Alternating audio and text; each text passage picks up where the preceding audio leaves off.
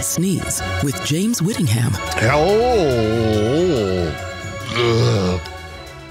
Hello, it's James. During the pandemic, month number 11. How are you doing? We have variants going around. Variants are going to kill me. If the COVID didn't kill me, the variants thereof would. And so it is a race. It is a race to get the vaccine in my arm before those fucking variants come and kill me. Because they spread easier and they kill more people. And you know, there's a lot of people my age dying in my province. I have no idea why. They don't say. You don't see them. They don't say, hey, Harry died. I don't know anyone yet. It's crazy. So, yeah, it's a race. I have to get my vaccine before the variants take off. And only now are they closing the borders. It's too late. There's dozens and dozens of confirmed cases of the variants, and they're going to kill me. You know, whenever I mention COVID on my podcast, put it in the title, everyone listens. It's like, I can't get enough COVID. Let's listen to James. Let's see what he has to say about COVID. Yeah, he might have something new and refreshing. Maybe he has a cure that he's not telling anyone about, but if I listen to this podcast, he might have some good tips. You know, I don't know if it's stupid people who are checking out my podcast when I mention COVID or smart people. I suspect it's stupid people. I mean, who would listen to me? It is fucking, and I mean, I don't throw the word fucking around gently here. It is fucking cold where I am here in Saskatchewan, Canada. Fucking cold. Yesterday was minus 37. I drove my daughter to school in our electric vehicle. Our 8-year-old electric vehicle. People think electric cars don't work in winter.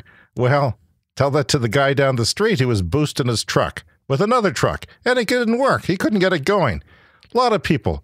I drive by them in my electric vehicle. I don't want to be, I've got another podcast for that, the Clean Energy Show. That's what I talk about that stuff seriously. But I'm a tech guy, and you are too. You're a tech person if you're listening to a podcast, chances are. You're techie. You know what a podcast is. If you don't know what a podcast is, you're probably a QAnon supporter. Well, fuck QAnon. Fuck everybody. Fuck the Super Bowl. That was disappointing as hell. Wasn't it? And by the way, the wind is 60 kilometers an hour right now, which is like 40 miles an hour. That's unpleasant in the summertime. Imagine what it is at minus 37. You can't. You can try. You can try to imagine what that feels like, but there's no... Imagine acid, hot acid being poured on you, on your skin, on all your exposed skin, and possibly your genitals as well. You know what? If you get an erection in this weather, it will break off like an icicle. You cannot get an erection in this weather. People struggle. They try to make sure. When I was young, I used to get an erection with the slightest breeze. You can't do it. It'll break off like an icicle. It'll be exposed. I'm not saying sticking out of your pants. I mean, just saying outside your body. Anything outside your body is going to freeze. That's why ovaries are in the inside, people, is because of weather like this.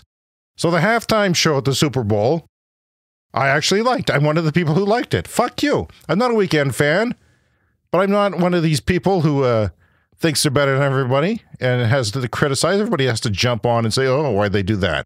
Well, I think it was a perfect halftime show for the age we're in. And it was creative. The guy's Canadian, The Weeknd, buddy of mine. Not really, of course, but it's a fellow Canadian. We have that in common. So, yeah, I think it was all right. It's all right to go into a hall of mirrors and disappear from the crowd when there's only 25,000 of them there. It's okay to fill the field with dancers. It's okay to spend $7 million of your own money. That's a lot of money. I looked it up. I looked up his net worth. It's only $100 million. It's not like I wouldn't turn down $100 million, but it's 7% of what The Weeknd is worth. Let's hope he's worth $200 million after a Super Bowl appearance, and maybe that's kind of the way it works. I don't know, but I would not throw 7% of anything into adding to something that Pepsi should have paid for, but because Pepsi didn't want to pay that much money during the pandemic for the Super Bowl halftime show. Screw them. I looked it up. There hasn't been interesting halftime shows for a long time. Let's have a look. 2020 last year was Jennifer Lopez and Shakira. The Maroon 5 with Big Boy and Travis Scott. Yawn. 2018 was Justin Timberlake and the Tennessee Kids along with a marching band. 2017 was Lady Gaga. She came down on a wire. That's all I remember from that. 2016 was Coldplay, Beyonce, Bruno Mars, basically everybody. The Who was in 2010. I don't even remember that one. I must have been busy that year. The Bruce Springsteen and the Easter Band was there. The year before, Tom Petty, no longer with us. Prince and the Florida A&M Marching Band. That was a good one, apparently. The Rolling Stones, I bet, sucked. I think it did. I think I watched it. It sucked. Paul McCartney, yeah, not really a good fit. He's British, you see. 2004 was the Janet Jackson Nipplegate, but Kid Rock was there too. So the Super Bowl halftime show was always weird. It was never great. A salute to Duke Ellington in 1975. Boy, how times have changed. I wonder what he would have thought of The Weeknd. In 1967, the first halftime show was the Three Stooges. I'm not lying to you, but they also had the University of Arizona and Grambling State University marching bands. So I don't know what the Three Stooges and marching bands, how they go together. Were they marching funnily, humorously, devilishly with the marching band and sending them in the wrong way and doing things and trying to play and getting sandwiched by cymbals? Or how did that work? How do you say, let's get the Three Stooges and some marching bands and put on a show?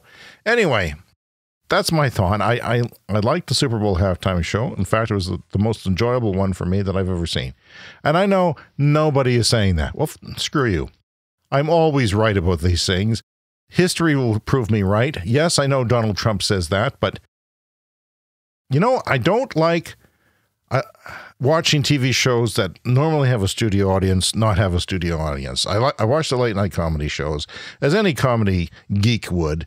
And Saturday Night Live has an audience back, sort of. That's been working out pretty well, I think. But the late shows don't have them. Other shows don't really have them. I don't think the Super Bowl would have been improved if they actually had people there or not people there. They could have faked the crowd noise, hired their own streaker, and the cardboard cutouts, nobody would have been the wiser. I don't think it would have made that much of a difference. However, I would like to watch Colbert and Kimmel and all those guys with a studio audience. And I think that I would not, I would not have a problem with them vaccinating a 747 full of people, a studio audience, if you will, vaccinated, and just have them go around to all the shows, the same audience. And so people with a good sense of humor. You don't want a bunch of grandmas in there or, Baptists or anything like that. You want some good people who are funny, have a good sense of humor, and will laugh at things. Like myself, although I'm not going to do it. You pay them, too. You pay them. They're a professional studio audience. So they go around, and that's what I think we should do. And I think it lifts the spirits of everyone else, like myself, to watch a show and feel normalcy, because it doesn't feel normal to watch Kimmel at his home chopping up his finger on the cutter at Christmas Eve, and it's just horrible, man. It's just I want an audience. All he has is Guillermo, and Guillermo's a drunk. He says it every show, pretty much. I don't think it's a gag. I think he has a drinking problem. I'm sorry. Anyway, people think I'm an elitist. I have a university education. I work in the entertainment industry. I have a podcast. I own dress shoes. I drive an electric car. I'm an elitist. Huh? Yeah? So there are people out there who think us elitists drink baby blood. I do not drink baby blood. And I would not drink baby blood. Not because I'm against it, just because I don't drink my calories. If I drink my calories, I put on weight terribly. I have enough trouble not drinking my calories and keeping the weight off. So I don't think I would drink baby blood. However, I would like the blood of, did you hear this? In France, there's a 117-year-old nun who survived COVID. I want her blood. I'll take a thimble of it. This is where coming with sort of vampire history and the fangs and the ability to drink blood that way, I would like that. I think it would be a good time to be a vampire because you could go get vaccinated blood and drink it. If there was ever a time to be a vampire, the virus comes from bats. You think it's not going to affect vampires? It's going to affect vampires. So they would have to go and drink the blood of people who are vaccinated. So if you are vaccinated, keep your windows locked. That's all I'm saying. Because vampires will find you and your blood. Don't you think there's a secret cabal of elitists, Bill Gates and Bill Clinton, Hillary, of course, and I don't know, Tom Hanks. Is Tom Hanks involved? He seems too good to be involved, but yeah, anybody who you can't really see yourself having a beer with, they're the elitists. If it's so secret, how does everybody know about this fucking cabal? It's not a secret cabal anymore, right? The George Soroses and the Bill Gates, everybody knows. If there is a secret cabal, it's not secret anymore. And if this is true, then babies are more delicious than we thought, right? Who would have thunk to drink babies, to eat babies? Nobody. Nobody would have thunk that. I look at a baby, I don't see food. I'll be honest with you right now. Don't see food. I see a pooping machine. A cute thing that needs to be nurtured and raised. I don't see food. Same with squirrels. Some people see a squirrel, they say food. Those are the people who believe in the secret cabals. The people who eat squirrels. Those are the people. So it's all circular.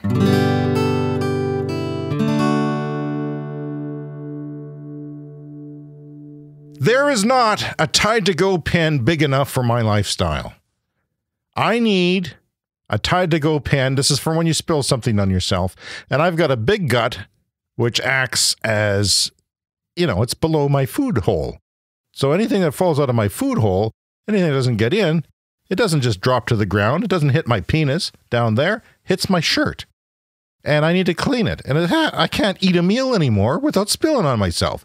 Partially old age, partially big gut. And the Tide-to-Go pens I'm finding are not big enough. They're just little, that's why they call them pens. I need a Tide-to-Go Jiffy marker, one of those big ass Tide-to-Go Jiffy markers. That's what I need. It's bigger than a cigar. I spill on myself all the time. I swear I cannot. There are times where I will literally take off my shirt to eat a hot dog because I know there's just no way I'm not going to spill on myself. Even as hard as I try, I cannot eat a hot dog without spilling on myself. So I take off my shirt in the summertime and then I spill on myself. But you know what? It's easier to clean myself than it is to clean a shirt. I don't stain with mustard. Have you noticed that? Shirt stain, skin does not. Mind you, I'm starting to slowly get a little bit yellow. I'm going to look like a Simpson soon. So the Groundhog Day happened, and I found out that the predictions are only right 37% of the time. They've done studies on this. I don't know why they did studies on this. I don't know who did it, who got paid for it, or who had the time, but they've done studies, and groundhogs, the Calciprees, are only right 37% of the time. So my question is this: why not reverse the myth? I forget what the myth is. If you see your shadow, there's 6 more weeks of winter. Well, then if you don't see your shadow, there's 6 more weeks of winter. Just reverse the fucking myth, and then it'll be like bankable money. It'll be a forecast that you can count on practically.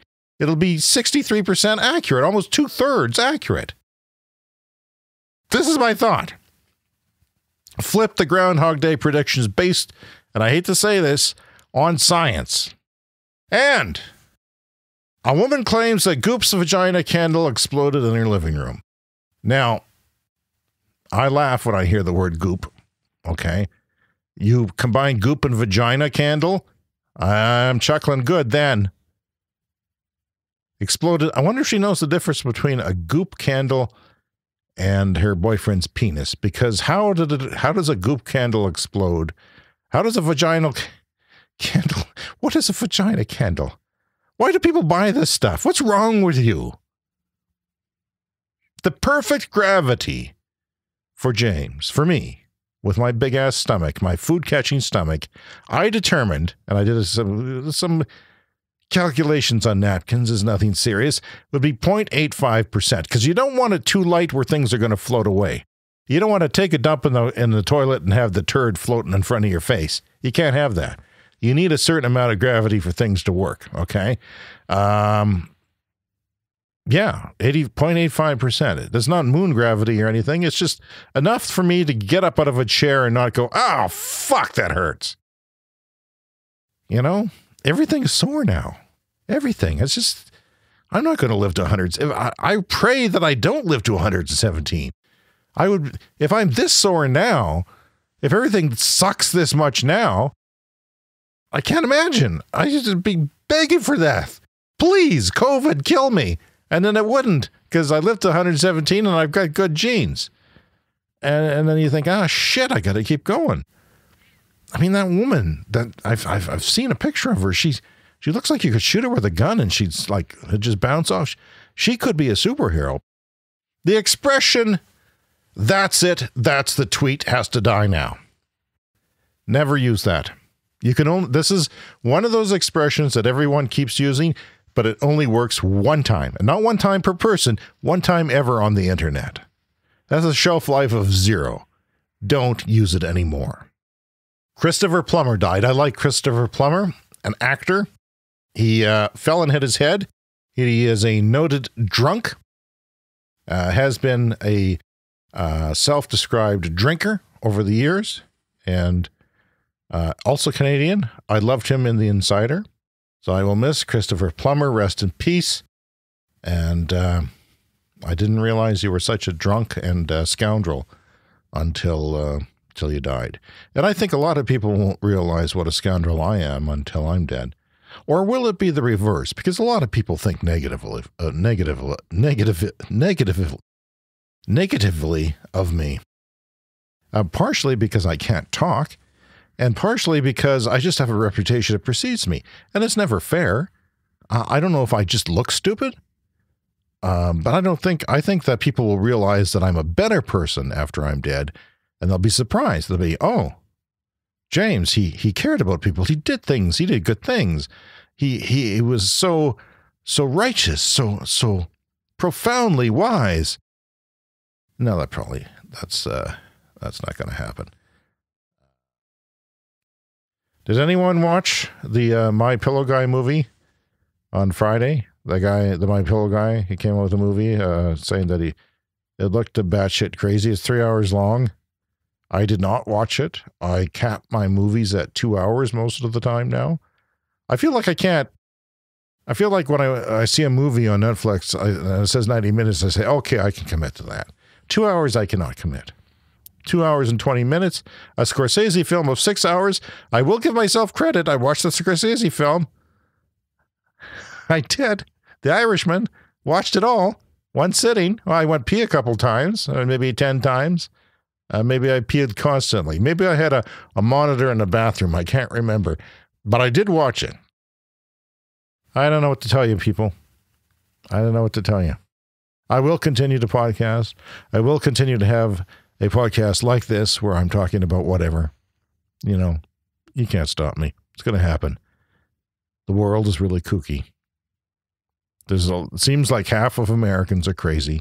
And it seems like we've just learned that now. And then I see things like horoscopes. Saw a horoscope the other day, and I think, oh yeah, this crazy bullshit's been around for a long time. People believe in anything. It's just now that they have Facebook groups to sort of amplify it and echo chamber the shit out of it. You know, the National Enquirer was on newsstands when I was a kid. There was even people in my house who bought one. I don't know why. And they had crazy shit on there. So, yeah, we're just going to have to live with it. Half the world is batshit crazy and will believe in anything. And we have to just keep up the good fight and not lose democracy, because I think that's important. You think we don't care about democracy in the States and Canada? Well, you know, the first thing an authoritarian government in the States would do, take our asses over. That's what they would do. Yeah. So everyone would have to leave and go to Norway or New Zealand. New Zealand is the place where I think we all should go. Everyone should go to New Zealand. Everyone reasonable. Say everyone who listens to this podcast will go to New Zealand. You know, there's a beer company that wants to sponsor my other podcast, and they want to give us beer. And I know you're saying, wow, you lucky son of a bitch, James. You lucky man. I don't drink beer.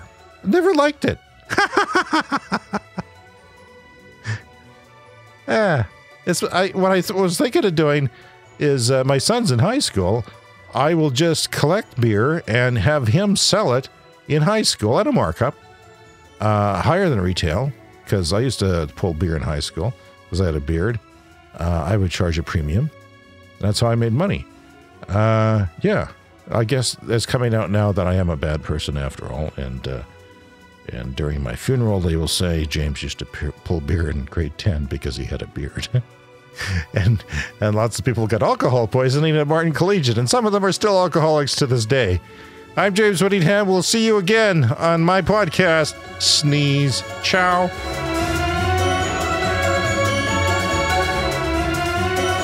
Thanks for listening to Sneeze. Spread the love. Tell your friends.